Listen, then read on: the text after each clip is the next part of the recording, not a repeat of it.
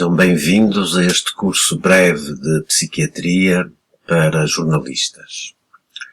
A primeira questão que se pode levantar é: para que um curso de psiquiatria para jornalistas? A razão é simples.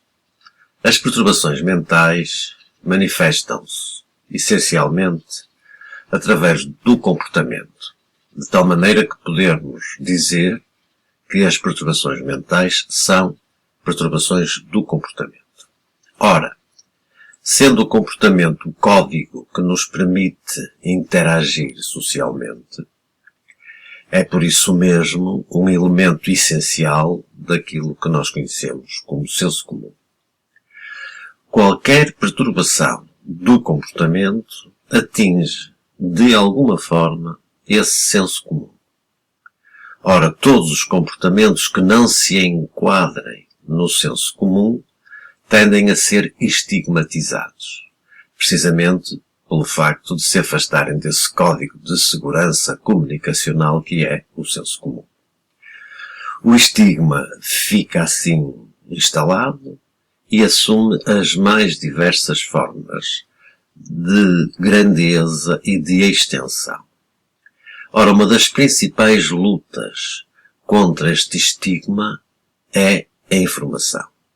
Principalmente a informação generalista, porque é aquela que mais profundamente penetra na consciência das populações.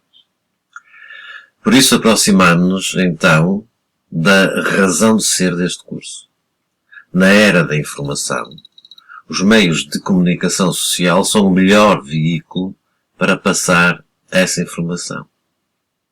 Contudo, para que possam passar essa informação, eles próprios necessitam de ser esclarecidos sobre tudo aquilo que a medicina e a ciência têm vindo a dizer sobre a perturbação mental. E daí a pertinência deste curso.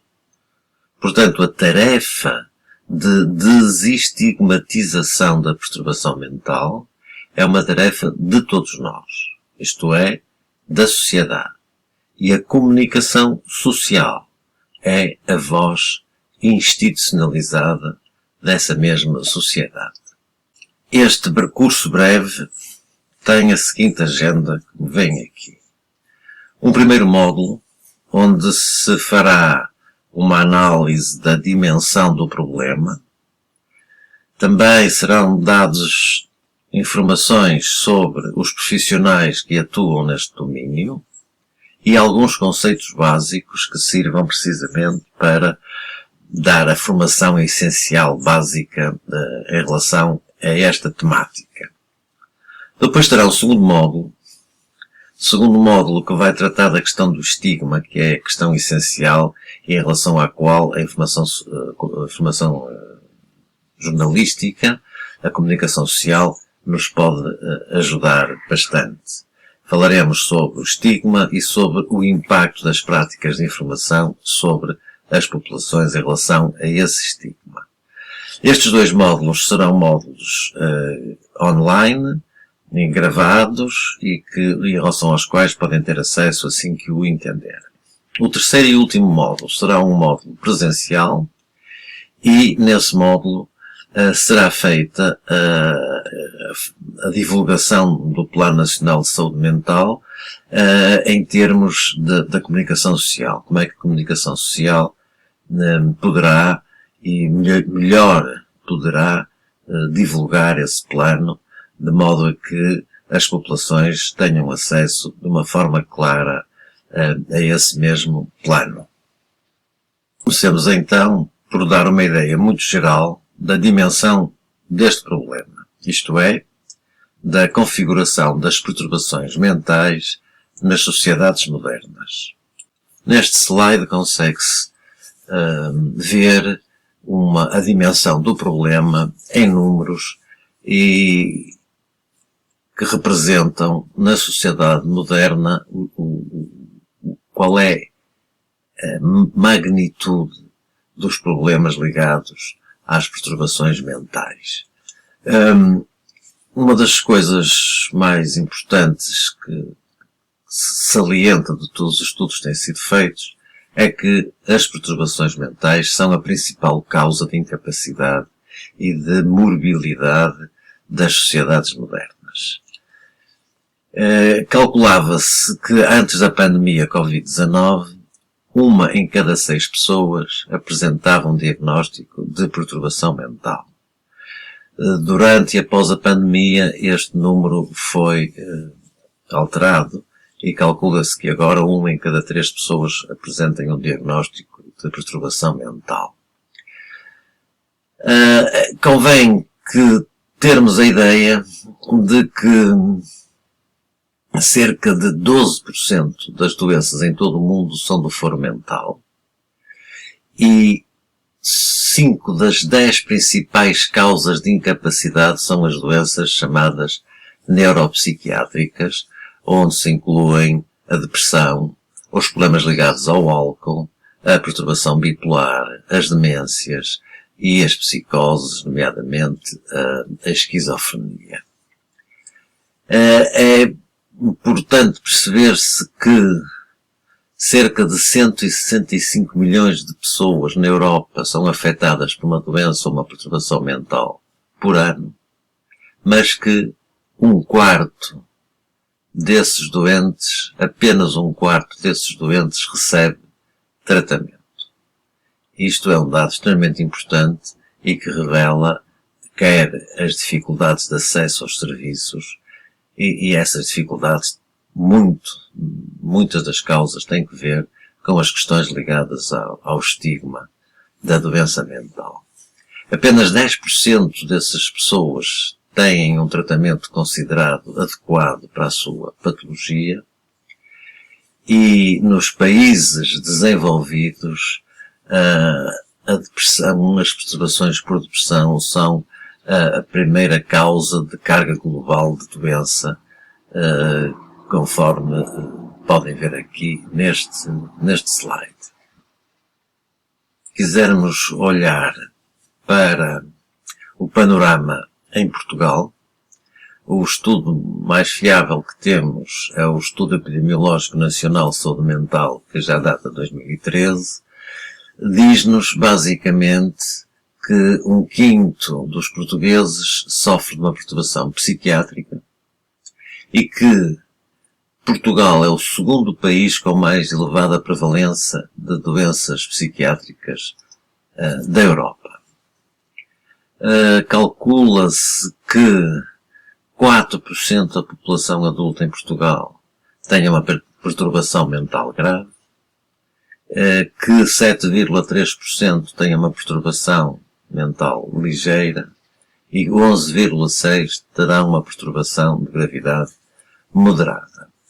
Das diferentes patologias mentais, a mais representativa é as perturbações de ansiedade, com 16,5%, depois as perturbações do humor, 7,9%, do controle dos impulsos, 3,5%, e do abuso de substâncias, 1,6%. Reparem que, em relação à carga global das doenças em Portugal, todas as doenças, as perturbações mentais e do comportamento estão em segundo lugar, estando apenas à frente de si as doenças cerebro-cardiovasculares. Mesmo as doenças oncológicas têm uma carga global abaixo das perturbações de comportamento e das perturbações mentais. Para atender a este problema das perturbações mentais, vejamos agora quais são os profissionais que atuam neste domínio. E vem aqui neste slide os 6 principais agentes, atores neste domínio da intervenção na saúde mental. Desde logo, o psiquiatra. O psiquiatra é um médico especializado em psiquiatria, que se dedica ao estudo, ao diagnóstico, ao tratamento e à reabilitação das perturbações mentais. Convém saber-se que só no início do século XX a psiquiatria foi reconhecida como especialidade médica. O psiquiatra, neste domínio da sua especialidade médica, elabora diagnósticos médicos e define planos de tratamento abrangentes, desde os planos de tratamento farmacológico, até aos planos de tratamento no domínio psicossocial. Depois temos o enfermeiro especialista. O enfermeiro especialista em psiquiatria é um dos elementos-chave no tratamento do doente com que tenha perturbações psiquiátricas, quer no regime ambulatório, quer no regime de internamento. No regime de internamento, o enfermeiro especialista em psiquiatria, baseado no diagnóstico comportamental do doente, avalia a evolução desse mesmo doente e aplica as medidas definidas no plano terapêutico, sejam elas farmacológicas, sejam elas comportamentais, para promover ao mesmo tempo a integração do doente no seu novo meio ecológico, no caso de internamento, como disse, é a enfermaria psiquiátrica. Em regime ambulatório, o enfermeiro especialista em psiquiatria tem um papel determinante, quer na promoção da saúde mental, quer na prevenção das perturbações mentais. O psicólogo é outro ator neste domínio que, não sendo médico, centra a sua atuação na elaboração de diagnósticos psicológicos, tendo um papel muito importante numa equipa de saúde mental. Para além dos diagnósticos psicológicos, ao psicólogo também compete desenvolver a intervenção no domínio psicossocial. O psicoterapeuta é qualquer profissional que tenha uma formação de base no domínio da clínica. Pode ser da medicina, da psicologia, da enfermagem, etc. Mas tem que ter uma formação suplementar e específica na intervenção com base nos diferentes modelos de intervenção psicoterapêutica. Portanto, o psicoterapeuta tem que ter uma formação específica suplementar. As psicoterapias são formas de intervenção que, de acordo com o diagnóstico médico e psicológico, podem ser aplicadas isoladamente ou em conjunto com outros tratamentos, nomeadamente o tratamento farmacológico. O terapeuta ocupacional é um técnico que, após um diagnóstico funcional, organiza um conjunto de atividades lúdicas ou não, promovendo a integração funcional de um doente, restabelecendo o máximo uso das suas funções que estão alteradas pela doença ou estimulando as funções que ainda estão preservadas. Por fim, o assistente social é um técnico que promove a integração com a família e com a comunidade em geral, quer com o papel psicoeducativo, quer com o papel assistencial. Vejamos então agora alguns conceitos básicos sobre saúde mental, sobre perturbação mental, que sejam úteis para a vossa formação enquanto jornalistas nesta área, para terem, digamos assim, um conhecimento mais aprofundado destas questões e, desse modo, poderem transmiti-las de forma mais adequada. Desde logo, o conceito de saúde. O conceito de saúde é um conceito uno e é definido pela Organização Mundial de Saúde conforme aqui está explicitado neste slide. O estado de bem-estar no qual o indivíduo tem consciência das suas capacidades, pode lidar com o stress habitual do dia-a-dia, pode trabalhar de forma produtiva e frutífera e pode ser capaz de contribuir para a comunidade em que se insere.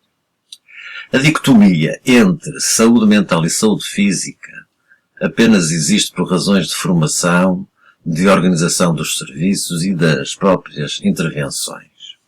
Em geral, quando se fala em saúde mental, queremos-nos referir ao bem-estar psicológico, mas, naturalmente, não se reduz apenas a este.